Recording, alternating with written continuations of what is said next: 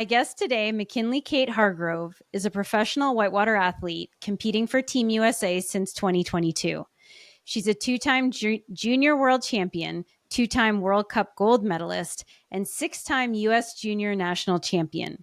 She volunteers regularly in communities across the U.S. and spends about 9 months of the year traveling both nationally and internationally for competitions and training. I'm excited to have you here, Makinley Kate. Thanks for being here. Yeah, thanks for having me. I'm really excited. So I like to start with the same question, which is, when I say discomfort zone, what comes up for you, or what does that mean to you? When I think about the word discomfort, my mind goes straight to something that pushes you to grow and step out of those comfortable or safe walls that you've put up for yourself, whether it's nerves of competition, injuries, or just day-to-day life. We all go through discomforts, but my main focus when I hear that word is, what can I do with that discomfort? So choosing joy and being okay with the struggles, because growth can come out of it. So changing that focus of negativity to the focus of positivity is the main thing that I feel is the best way to look at the word discomfort. Yeah, I love that. What are some strategies that you use to make that shift? Because it's not, in my experience, I'll just speak for myself. It can be challenging. I'm in discomfort, or I'm in a negative self-talk spiral, and it takes something to move from that to, I'm going to focus on joy, like you said, or gratitude. So what is your strategy from getting from like here to there? Definitely, and that's always a hard thing is because whenever you first go through discomforts, of course it's okay to feel sad. It's okay to have Right. those negative thoughts at the beginning just because you are allowed to feel like that. But Mm-hmm. I always like to take a step back. I love to journal, so write down my new focuses. Like, I'm going through this discomfort, but what can I change my focus onto instead of that? And that definitely helps. And then also leaning on the community of people you have, whether it's your family, your friends, um, anyone there. I feel like that really helps me, not being by yourself and continuing Yeah. to focus on the other things rather than that. So journaling definitely helps. Yeah. Well, I love, yes, journaling for sure. And that is a common theme on this podcast with guests, which I love, because I also have been journaling since I was young, and I have a box full of journals, which is also kind of fun to look back on, honestly, Definitely. at different stages of life. And it helps to, work things out and process stuff.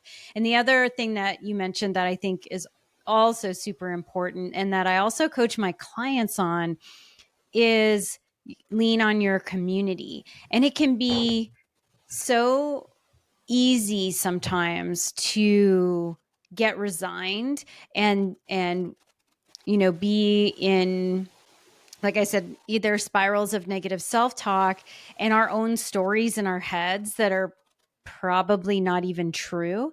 And without the interruption of interacting with other folks, like that can just get worse. And then you get more withdrawn. And, it's something yes, in my group programs, so I run some online group programs where we have WhatsApp groups. And when I notice folks not participating as much, I always like to reach out to them individually and just check in and how are you doing? And because, or I have coaching clients sometimes who will say, well, I have nothing to bring to the call. I haven't done any of the, homework or anything we talked about. And I always say to them, it doesn't matter.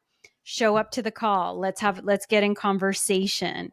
And every time, they are like, oh, wow, I guess I did do a lot of work. I guess I have been doing things that I said I would. And it's really great to get into conversation. I feel better now than I did before the call. So what you're saying is so important. So what do you look for? And I know you've grown up in a family that's very tight knit, which is wonderful. And what do you look for in a community beyond your immediate family? Quick pause so I can tell you about something that's been described, not by me, but by real paddlers, as life-changing brain changing. And in one case, which is my favorite, Justin, a participant, told his youngest brother who just graduated from high school that he should just skip college and take this course instead. It's called Mental Agility Mastery, or MAM, my 8-week program that helps you regulate your nervous system, calm fear, and show up to the river and your life with way more steadiness, clarity, and joy. But don't just take my word for it. Sean also wrote, "You've given me a gift to share with others that's literally saving lives." Kim said ma'am helped her feel more steady and joyful on the water. And Catherine said the community has been inspiring, motivating, and one of the greatest gifts she's gained. People talk about better sleep, better boundaries, better digestion. Yes, really. Less brain fog, more confidence, morning routines that actually feel good, and epiphanies that ripple into every corner of life. And one participant said something that I think captures the whole spirit of MAM. "I've learned tools I use every single day, not just for paddling, but for living." So if you're tired of spiraling, second guessing, freezing up, or feeling like your mind is working harder than you're paddling, come join us inside Mental Agility Mastery. You'll get practical tools, an incredible community, and a whole new way of showing up for yourself on and off the river. Because you're a Discomfort Zone podcast listener, you get a 20% discount. So go to mindbodypaddle.com/mental-agility-mastery and use code POD20 at checkout. That's mindbodypaddle.com/mental-agility-mastery and use code POD20 at checkout. Thanks, and let's get back to the episode. Definitely. And I mean, of course, I have some close friends that I'll message all the time if I ever need someone for them to pray on me or just think about me or come and visit me. Or just, I mean, even my paddling community. The amazing thing about kayaking is everyone's your family, whether it's international or the USA. Definitely those community of paddlers who love doing what you love to do. When I get outside, it clears my head. So maybe I'm like, oh, let's go paddling. Let's go on a hike. That's going to help me clear my head, especially with those people that love to do and had the passion to do what I like to do. Yeah, totally. And when you're, I think it also requires being around people who are okay. Like you said earlier, it's okay to feel sad. It's okay to feel angry. It's okay to feel frustrated, because those are human feelings. We don't want to push them away or ignore them. So it also takes, I find, like a community that can be with that without always trying to fix something. You know what I mean? Mm-hmm. Where you can just show up as yourself. And so do you find that that's something you share with your community as well, that y'all give each other space to, show up as you are in that moment? Definitely, and I think that is what a community is that we're all out there. And that's what we try to do as a family when we travel across country is we work on building the communities within each town, within each river, where this river is definitely the center of the community, but we're still having it to where that's the common ground. And from there, they can build from there, which is definitely exciting. And I think that every person should have their community that they can fall onto. So I think it's a big part about my focus for this year, my focus for next year, is continuing to grow those communities, whether it be in my home in Columbus, Georgia, or cross country. I think definitely having someone you can fall onto and that can also be there for you, whether you're outside or you just need some time to yourself. Yeah. How do you show up for people? Like when maybe someone needs to fall onto you, what type of presence do you try to be for others? I think the best kind of presence you can be when somebody is having those uncomfortable or they're upset is just to listen and just to be there for them. If they either need you to go and cook them dinner, you need to just message them. Just being someone who's listening and who's compassionate and willing to be there, I think that's the best thing. Yeah. Being present with them. Um, there was something else that you mentioned. See if I can bring it back up.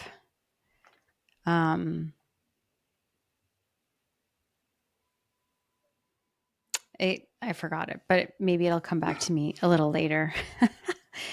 So when you travel around the US with your family, you mentioned that you like to build community. And so tell us a little bit about what that looks like.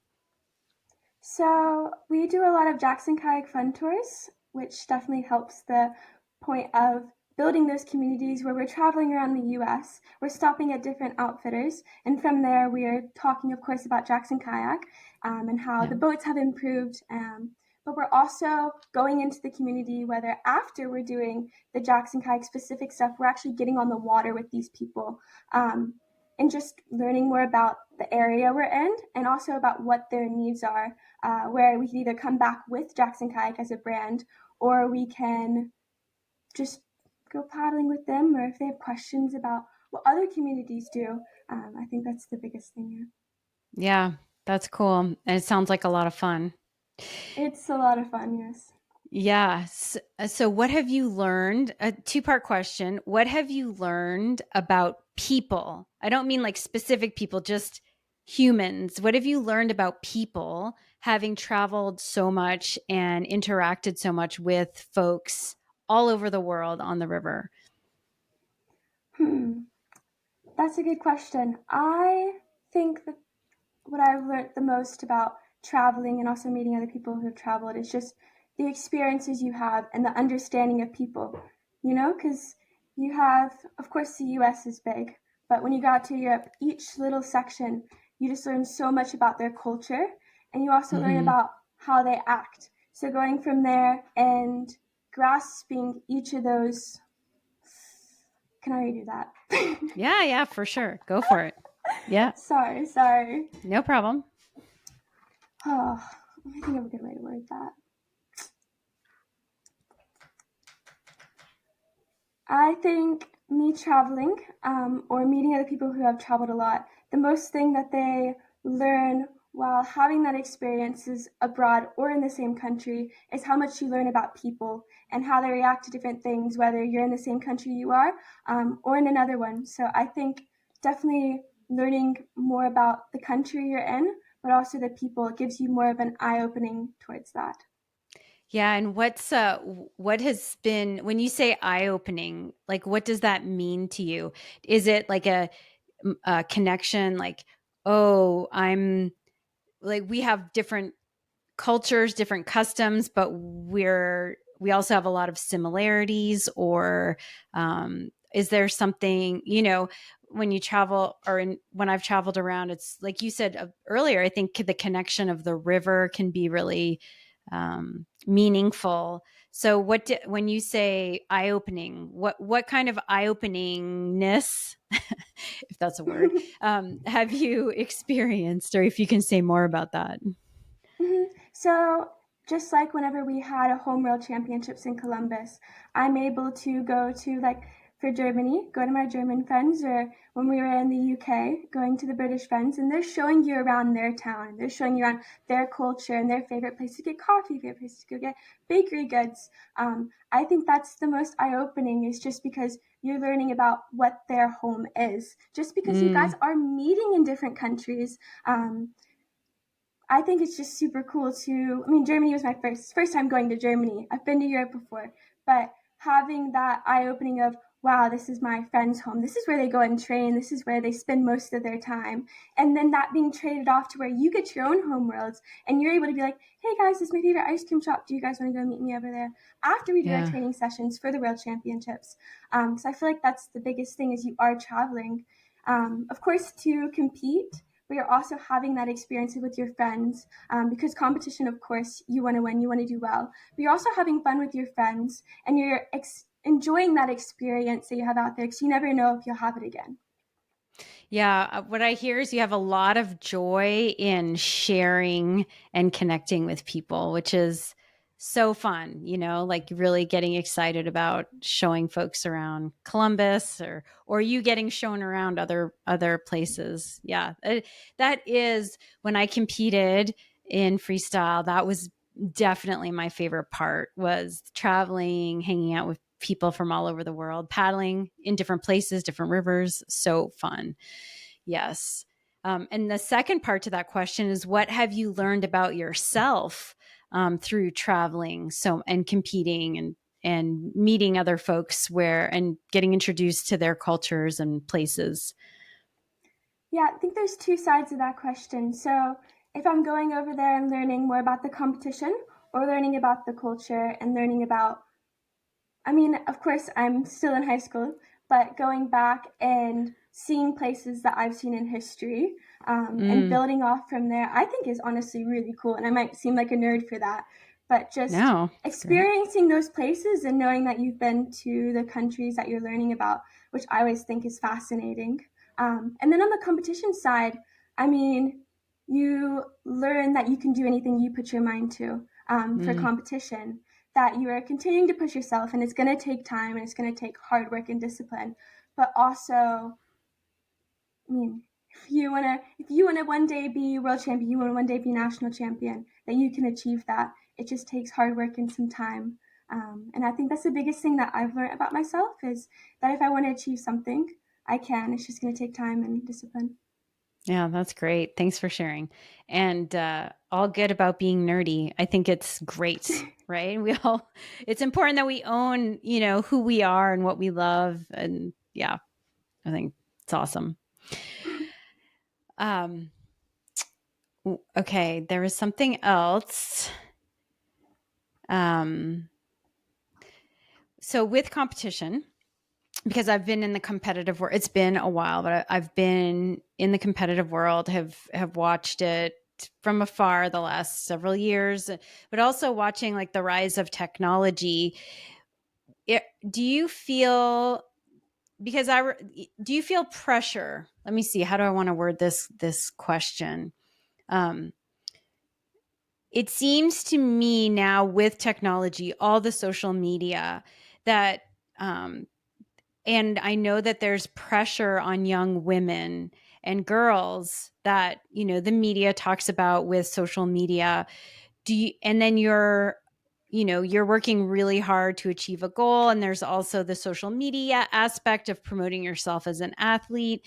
And I'm curious if you feel any pressures of that, whether they're self-imposed or, because I feel like it would be a lot of pressure. When I was coming up, there wasn't social media. And on the one hand, I'm sad because back then it was only certain photographers. You had to be friends with certain photographers to get into the magazines. Like it was a much more exclusive kind of club.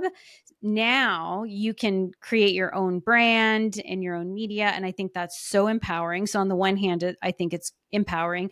And on the other hand, I feel like there's pressure on women, girls to not only perform, but look a certain way that maybe is not placed on male competitors. And I could be wrong. So I just want to get your take on that.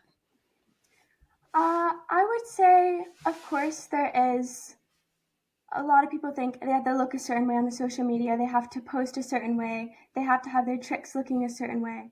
But I always like to focus on, what can I show that I've worked really hard on? Or how can I see, like Audie, for example, she'll post doing this amazing link that she has done out in Nottingham. And then I look at that video and I'm like, okay, how can I break that down and learn from it? So what I do for social media is I see videos of girls absolutely crushing it out there. And it honestly drives me to work harder to be able to achieve those tricks, achieve those things that they're doing. And I think it's just also an inspiration. So that's honestly what I do for social media, is like, I feel more inspired seeing those girls out there absolutely crushing it and getting scores where they're going way over 1,000 points. That's a big goal of mine in the next year and a half, is to get over 1,000. So definitely I feel more inspired on the social media aspect. And I never feel like I have to post something or look a certain way on social media. I always just post what makes me feel comfortable, what I'm working on, and just be vulnerable. Even with my injury, just you post about it. And of course, you're not going to think about, oh, this person's going to blah, blah, blah. I'm just being myself. And I feel like that's the best way to be. Yeah, agree. And what I love about what you just said is you're really focusing on how you focus on the performances and how that motivates you. It doesn't sound like you're really, and someone like Audie is a great example because, and she's been on the podcast, a great interview, and she does focus on the sport and what she's accomplishing, and you know what I mean? So it's very motivational. Yeah. Yeah. Um, versus, having to look a certain way. And I think being yourself is important. I'm a big believer in that one as well. Yeah, for sure. So what is competition can be high pressure, and there's the pressure, maybe or not, that you could put on yourself.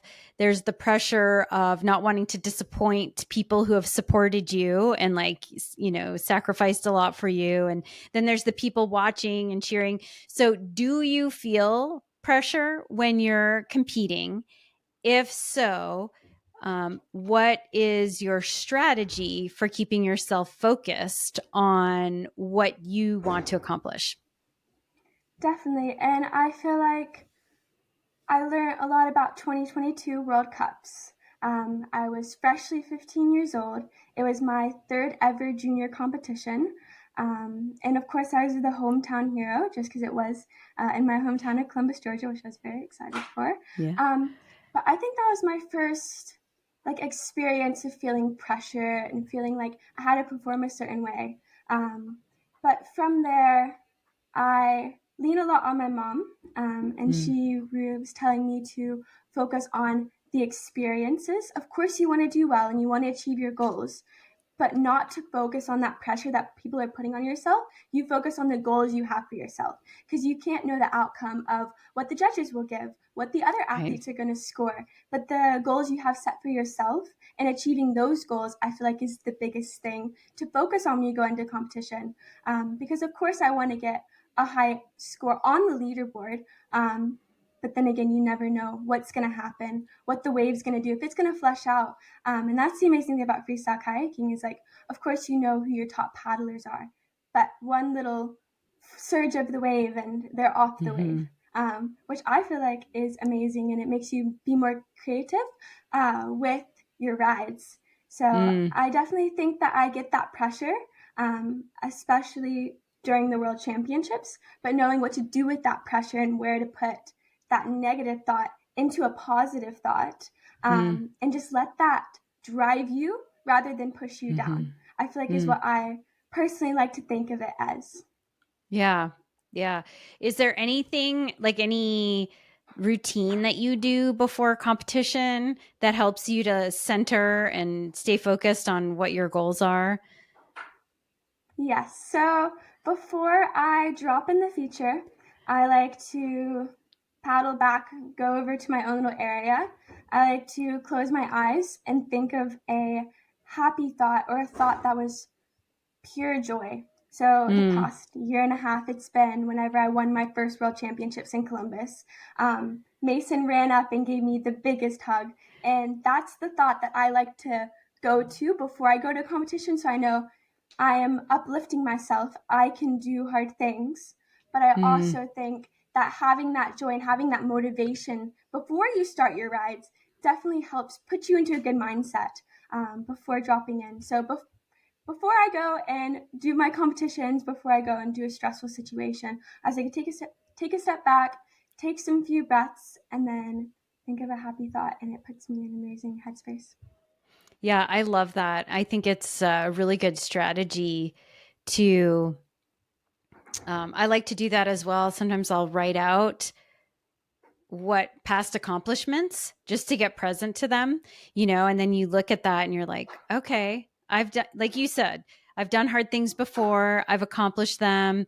like I can do this. I think that Mm-hmm. for folks listening, if you haven't tried that, what Makinley Kate's talking about, it's worth a try, taking, and it could be one moment, or if you need more proof, that's fine. Write out your top 10 list, top 10 Mm-hmm. things that I've accomplished or that I've been joyful about in the last year, month. And that is such a great practice. And, again, with my clients, sometimes I'll have them do that and they're like, I don't think I can think of 10 things. I'm like, well, you just got to sit down and start writing. And they always, then it's like, oh, I wrote down 15 things, like you will surprise yourself when you really give yourself the time and space to do that. And I actually was announcing on the live stream for the Columbus Worlds for junior women and women. And Mm-hmm. I remember that moment. People were very excited. We were very excited for you. And I know, your brother went running up, and I think Anna Bruno actually on the live stream was like, Mason, you're not supposed to be there, which we thought was so funny. I went back and rewatched the live stream. Of course, every time I watch it, I'm tears in my eyes. But I think that's the funniest thing. I don't think he knew he wasn't allowed to be on that. He was just so pumped. Yeah, that was a great moment. So funny. Oh, okay. So what keeps you motivated to train to, because you're working hard. So you're in high school. Let me put it that you're in high school. You've got a lot going on. You're traveling a lot. So what keeps you motivated to stay on track and keep training and doing all this stuff? Definitely. And I know a lot of people struggle with that, is the motivation aspect, because we are out there training all the time. We're paddling all the time. We're doing, of course, monotonous things. We're going through a set routine of tricks. But my favorite way is not to get burnout. It's just to go paddle with your friends. Of course, you're going to have your set training time, but also going and doing those fun sessions where you don't have in your head what tricks you're going to do. You just know that you're going to go out there, have a blast. Whether I love river surfing, I'll go out and go river surf for a little bit, reset. Being outside, like I said, calms me and makes my head clear. So I feel like being out there with friends and just having fun sessions, that rejuvenates me. That's my favorite. Yeah, that's awesome. Do you river surf in Columbus as well? Yes, I'm not very good, but Ambush at 2 generators is a really good place. Okay. I have heard that's Bunny cool. Wave, which is 3 generators. Ambush is really good also, but I've yet to try it. Okay. Yeah, I could see Ambush being fun. That's cool. It looks really fun. I think it's something that I'd like to get into more. So, yeah. Well, if you ever want to come down to Columbus, come surfing with me. Oh, yeah, I love Columbus. I love the river, the features. I love the little downtown area and the coffee shops and the bakeries. I love it. It's just a great spot, and the people. It is great. So this winter, I'm also healing an injury, like you. So probably not this winter, but I look forward to getting back there. And speaking of injuries, so injuries can be challenging, both physically and mentally, because, well, I know for me, it has been a gift actually to have to slow down. It gives me opportunity to be more contemplative and to, give myself more time and space, and patience has been a big thing, being patient with my body. And I'm 5 months in and really feeling my back healing, and that patience and being committed to the PT and all the things that I need to do has been very helpful. I wouldn't say that it's been easy to give up, the things that we love, or knowing myself as someone who's typically, fit, strong, active. So how has that been for you? Because you're, you're in it. You've been training. I'm sure you've had to take time off. That you had to take time off of competition as well. So how have you approached a positive mindset while being injured?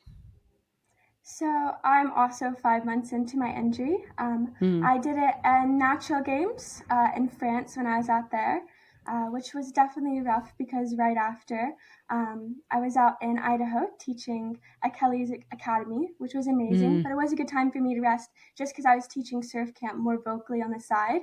But yeah, it was definitely tough. I mean, after Idaho, I had to skip the competition out in Wisconsin. I had to skip a few of my races, but it also gave me a time to step back and focus more on my judging, focus more on coaching and other dynamics about that. Of course, I'm upset. Stuff with nerves definitely does not heal easy. So I think I still have a ways to go. But knowing that this is a process and it's going to take time, but I'm honestly excited that when you have setbacks like this, how amazing is the comeback going to be? And that's what my focus has been on, where now I'm watching kayaking videos and I'm really taking time to go more in detail with the trick so I understand how the boat rotates. But also, like I said, like to journal, I put down my certain focuses that are non-kayaking related. So I write like one of my focuses is school, and one of my focuses is I'm going to start applying for colleges.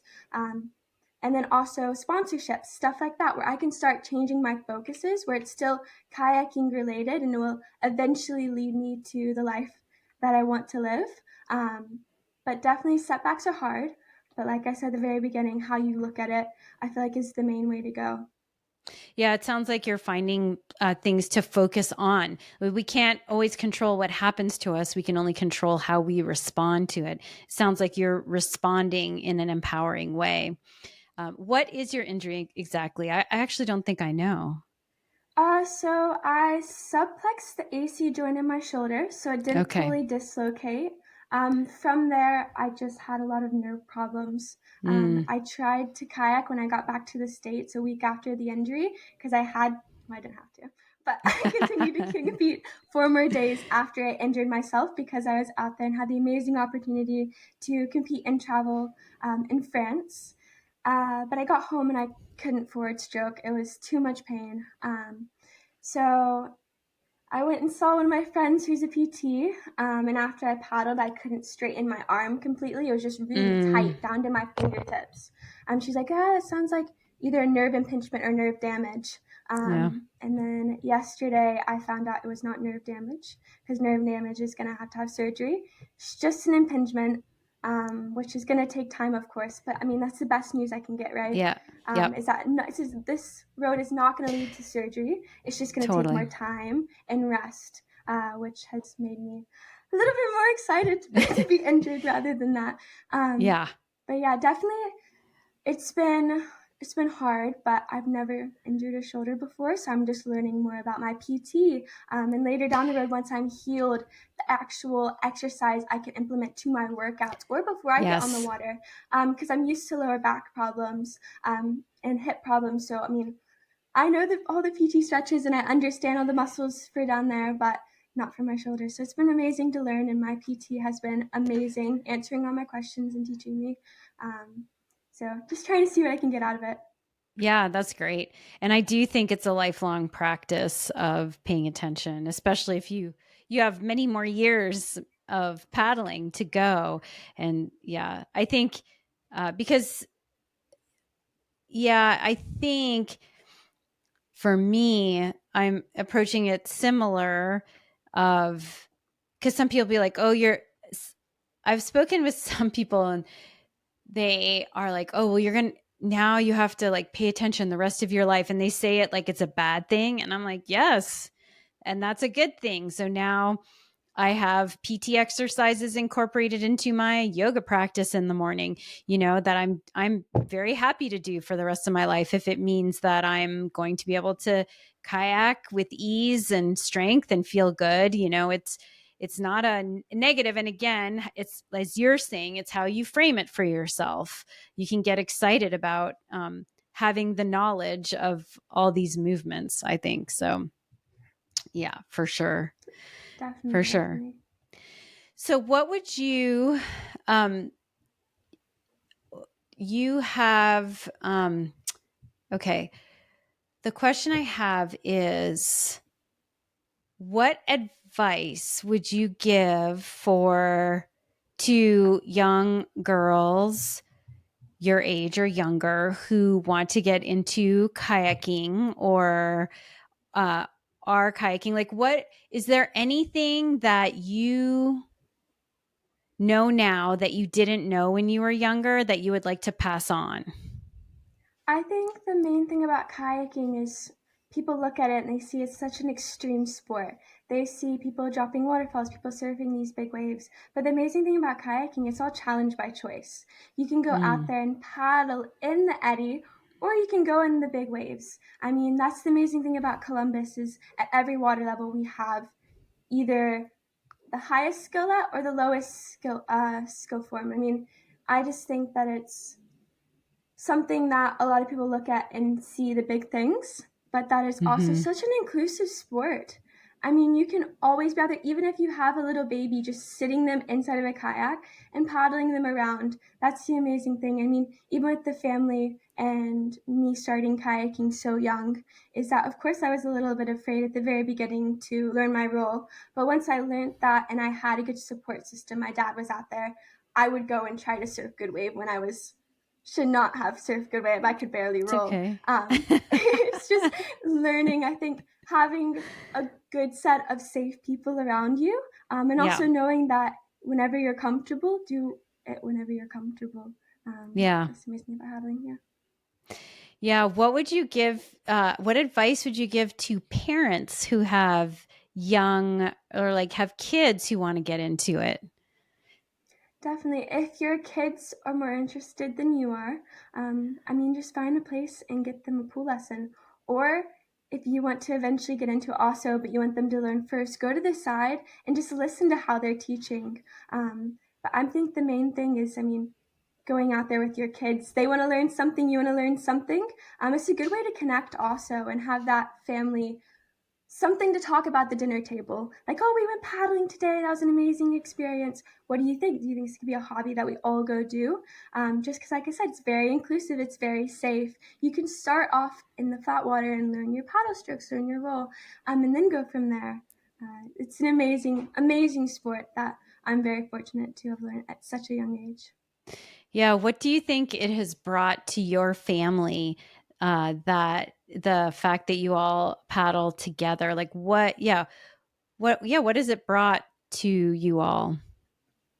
I mean, we have been able to travel places I never thought I would have gone. Just for the kayaking scene of it, whether it's a competition, a Jackson Kayak Fun Tour, or just places that people have recommended. I mean, we're going out there, we're traveling, and then we're spending that family time on the water, whether we're paddling in this beautiful lake or we're paddling in the rapids out in Colorado, for example. We're all out there having an amazing time. And I think it's just strengthened the connection you have with your family, just because you're all out there enjoying a singular sport where a lot of families, they'll go, I used to do dance, my brother used to go do soccer, so we had our separate things. But now that we have kayaking together, I think it's definitely brought us closer as a family. And it's just a sport that is such an amazing family dynamic to continue to do. Yeah, and y'all don't all paddle at the same level. So I think that's cool as well, right? That you all can go out and enjoy it together and have your separate goals and things that you're striving for and maybe running different stuff with friends, but then also coming together. Definitely. I Yeah. mean, like, especially when we're out there in like Buena Vista, Colorado, for example, we'll go down to the play hole. I'll be working on whatever link or next accomplishment I want to achieve. My brother's doing this crazy link, and then Mathis, my little brother, who's 12 at the time, we're just gonna continue to teach him how to get his loop, his space guzzles, his cartwheels, and now he's wanting to learn McNasty's and stuff like that. So it's That's definitely awesome. cool that, of course, you have different skill sets, but you're able to paddle at one certain location and try to achieve all the goals that each person has. Yeah. And what's the ethos that your parents have in terms of, Because it doesn't seem like, from what you shared earlier about your mom giving you the advice of focus on the journey, don't focus so much on the outcome. So it sounds like they're not pushing you and putting added pressure on you. What is like their philosophy, in your words, or how you felt supported by them? Yeah, I think I have an amazing support system behind my parents. Well, we'll talk every month and we'll talk every year. We're like, what's your set goals for blank amount of time? And then we go from there. And that's where my mom's going to be encouraging me. She's like, this is your goal you have set for yourself. How can I help you achieve it? How can me and my dad help you complete each goal you have set for yourself? And I think me having that support system behind me has made me into the paddler I am today. Where if I say, I want to go to blank country to do blank competition, they're going to figure out how to make it work because it is a set goal for me, which I'm very fortunate to have parents who are so kind and so compassionate when it comes to that. Yeah, that's great. That's very cool that y'all sit down and do that together. Amazing. Okay, Makinley Kate, do you have a question for me? Ooh, I don't think I have a question, but I mean, what you do for your podcast is very inspiring. And I love listening to each of your podcasts with different people. I really enjoy it. So thank you. Yeah, thank you. I appreciate that. Okay, are you ready for rapid fire? Yes. Hey, thanks for listening to the show. I've got some fun and meaningful gift ideas for you this holiday season. I believe in giving the gift of experience, in giving something that is game changing in courage, confidence, and flow. And I invite you to go to mindbodypaddle.com and check out the different programs I have that would make incredible gifts for your favorite paddling buddy or adventurer, including a subscription to the Mind Body Paddle community, an amazing group of women paddlers.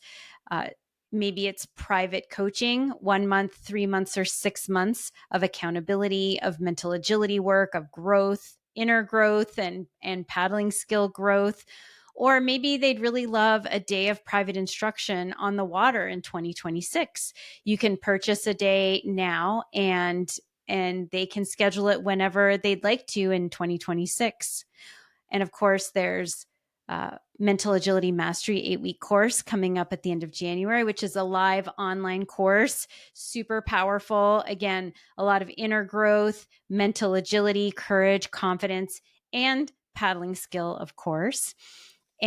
Or maybe your favorite paddler is struggling with their role in the pool and they could really use 30 minutes or 60 minutes of video review online, one-on-one with me, to help them really nail their role and feel confident going into next season. So again, I've got lots of different options for you. Go to mindbodypaddle.com. Email me at anna@mindbodypaddle.com if you have any questions. And thanks for considering giving the gift of courage, confidence, and flow. Okay. So, what is a morning ritual that sets you up for success? I think being active in the morning, whether it's a walk or a run, that's the best thing that will set me up for an amazing day. Cool. What is a non-negotiable self-care practice? Journaling. I know. As soon as I was asking it, I was like, I bet she's going to say journaling. Yeah, that's great. Yes. Do you journal every day? About every day. Yeah. Yes. Cool. Okay. What motivates you these days? I think what motivates me, I'm Christian, so I think my motivation also comes from God. But continuing to have other people around me who are pushing themselves, just like my older brother, Mason, who is a former world champion also.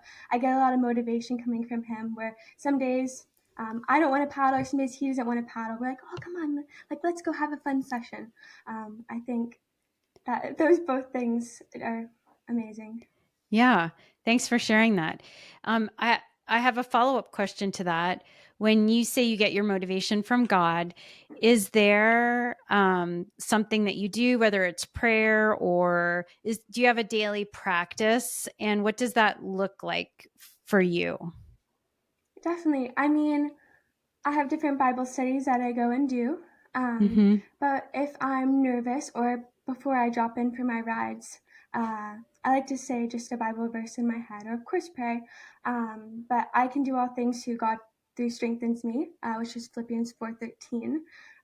That's one that definitely helps me and makes me shake off all the anxieties and focus on that I can do anything with Him. Cool. Thanks for sharing. Okay. What do people get wrong about you? That living the lifestyle I do does not come with challenges or does not come with sacrifices. Mm-hmm.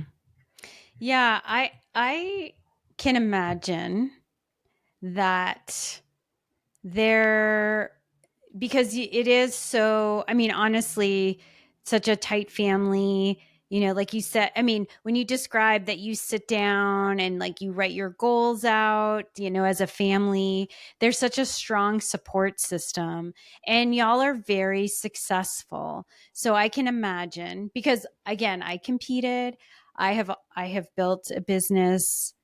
I have felt pushback from some people, or there's jealousy. I have definitely experienced that. And so and it's easy for folks to, make assumptions Mm-hmm. about you or the situation, and so I guess I'm just saying that because in a way I can relate to that. And Mm-hmm. I think it's so important that's why I've, throughout my life really challenged myself to be stoked for other people. When I see someone accomplishing, kind of like you were saying about Audie, with your watching her videos, like when you see someone who is doing amazing things or who has an amazing support system, being really stoked for them. Just because you might not have that right now doesn't mean you cannot cultivate that for yourself. It might not look the same, but I'm a strong believer that we do have agency to make different choices. Sorry, I just went off on a tangent on your answer, No, but you're good. You're good. okay. Throughout the course of your life, have you considered yourself the underdog or the favored to win? I think, of course, both. When I first Mm. started paddling at the age 8, definitely was not the absolute best when I first started. However, I never really focused on who's cheering on who. My goal is just to have a great time, inspire others to maybe get other more like younger girls out there paddling and just share the joy. But now that I am going into the senior women's class, I have a new group of people that I'm now competing with, which is making me very excited to continue to push myself on and off the water. Yeah, and it'll be a whole new level of, there's a little bit more depth of field, right? I think in the women's category. So I bet you'll have a lot of opportunity to rise to the occasion, which is cool. Okay, hard moves in easy water or flooding? Oh, I absolutely love big wave boating as I'm from Columbus, so I would have to Yeah. say flooding. Okay. Yeah. And actually, when you said that you were out surfing good wave before you should have, that I was like, oh, there's the flooding. That's awesome. Yeah. Okay. What's a word that describes your comfort zone? Like, what does comfort look like to you? I think community and the people you have Mm, behind you who are continuing to uplift you and hold you accountable for the things that you have goals for. The mm. community aspect, I feel like, is the main thing that makes me feel comfortable. And I can, of course, get to that negative side, but they're going to pick me up and bring me into who I am and the positivity. Great. Okay. Freedom through discipline, or I do what I want. Freedom through discipline, 100%. Yeah. Okay, in one word, what do you hope your legacy will be? And this is interesting that because you're 18. Is that you 18 or 19? 18. 18. So this is kind of an interesting question so young, but right now, what do you hope your legacy will be? I think joy. Just joy in what you do, because I mean, that's the main thing to live for. Yeah. It's just joy on what you get to do in this amazing life. Yeah. Awesome. Love it. Makinley Kate, is there anything else you'd like to share with our listeners? No, I think you covered a lot of it. Thank you so much for your time. Oh, yeah. I appreciate you being on, and best of luck for your healing. Continue to heal well, and look forward to seeing you competing and doing your thing. Thank you. All right.